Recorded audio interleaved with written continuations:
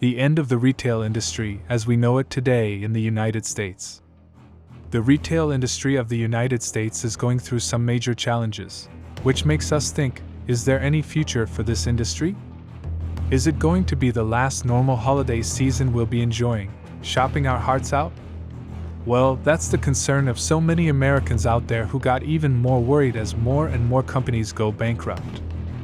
Hello guys and welcome to our channel. Today we are here to talk about the US retail industry. Is it really going to end or is there any hope? Before continuing, support our work with a like and don't forget to subscribe to our channel so you don't miss our videos. So, without further ado, let's get started. So, we all know that the holiday season is often the most lucrative time of the year for retail companies. But it is now obvious that holiday spending will be significantly lower in 2022.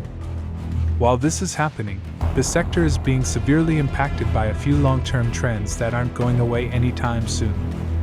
If such long-term tendencies continue, there will soon be many more deteriorating structures with boarded windows where formerly there were prosperous retail shops.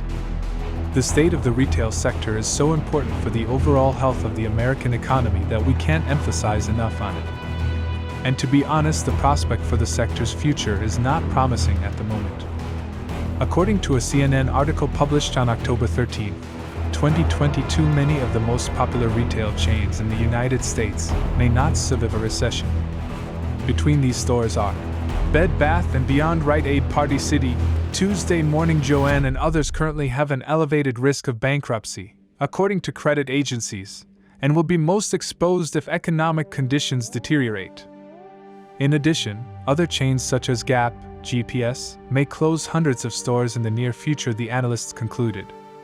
Did you know that according to surveys, 34% of Americans plan to spend less on holiday shopping in 2022 than they did last year as inflation causes them to pay more for transportation and groceries?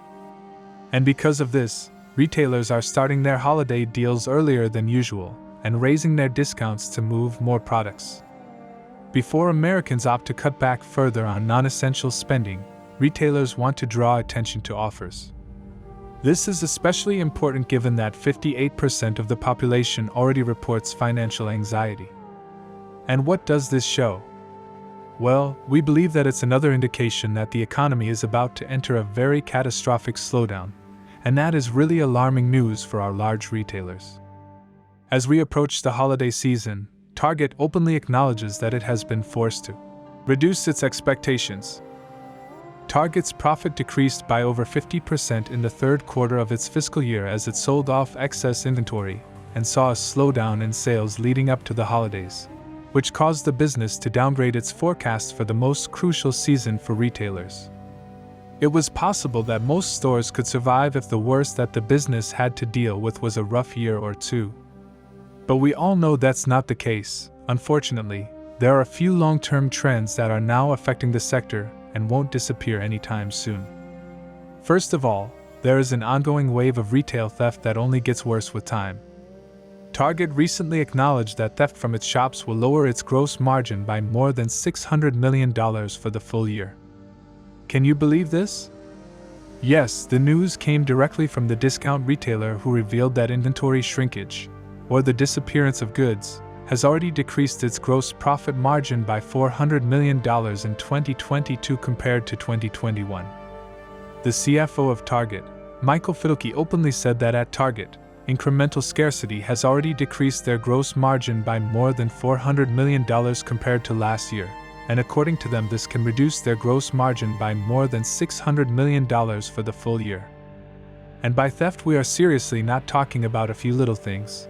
We are talking about a huge sum of money here.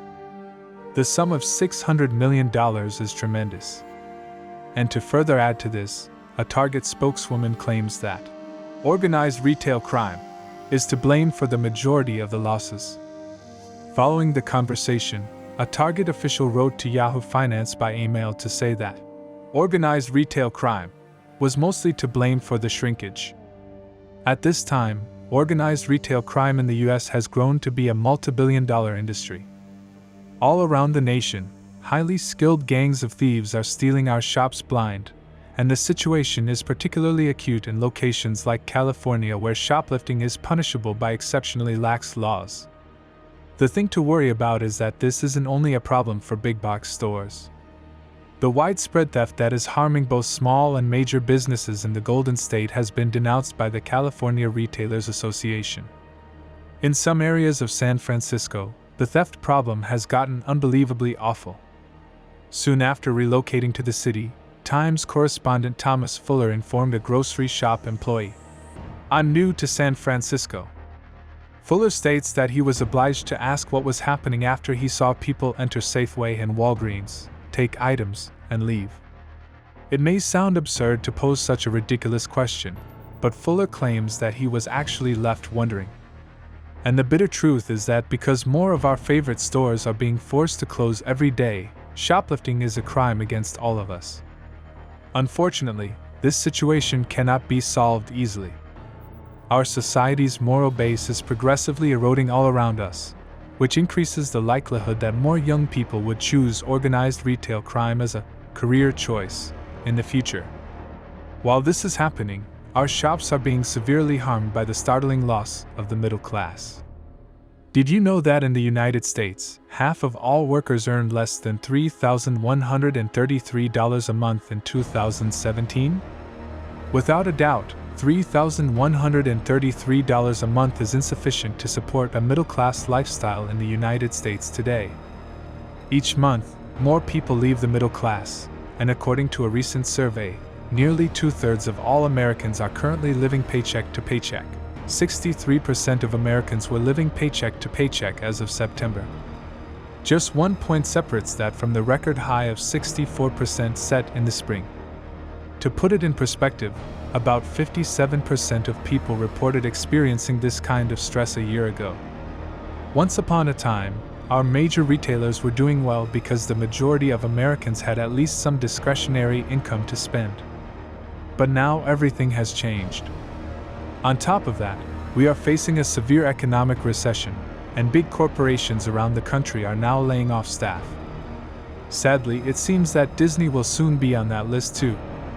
The once icon of family entertainment is now a media failure after suffering over $1.4 billion in streaming losses and a year-over-year stock decline of over 39%.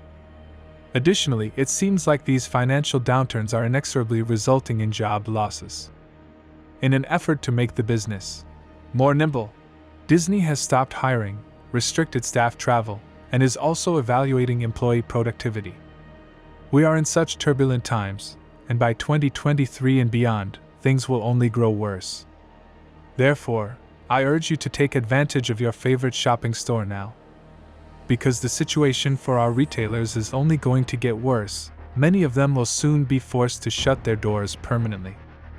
Today, months after COVID-19 first made its way to the US, it is becoming more and more obvious that the majority of retailers won't be able to successfully compete in the new normal using their current business structures and strategies.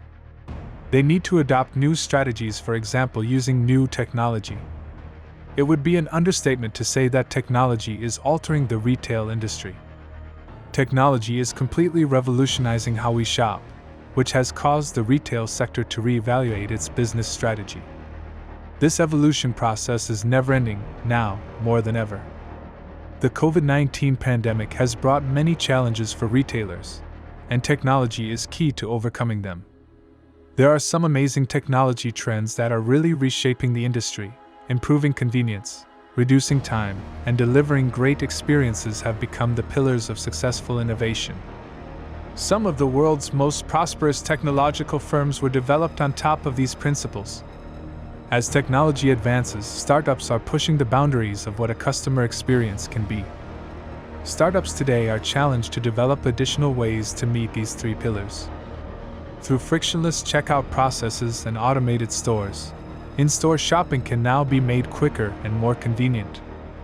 Additionally, items can be delivered more quickly and affordably thanks to micro-fulfillment centers, and the standard of customer experiences can be raised thanks to robotics and immersive experiences.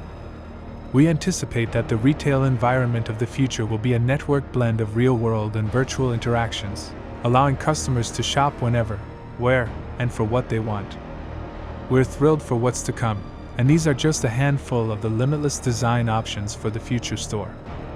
That's all for today, folks. We hope you enjoyed watching the video. If you did, do give us a thumbs up, and don't forget to subscribe to our channel on your way out.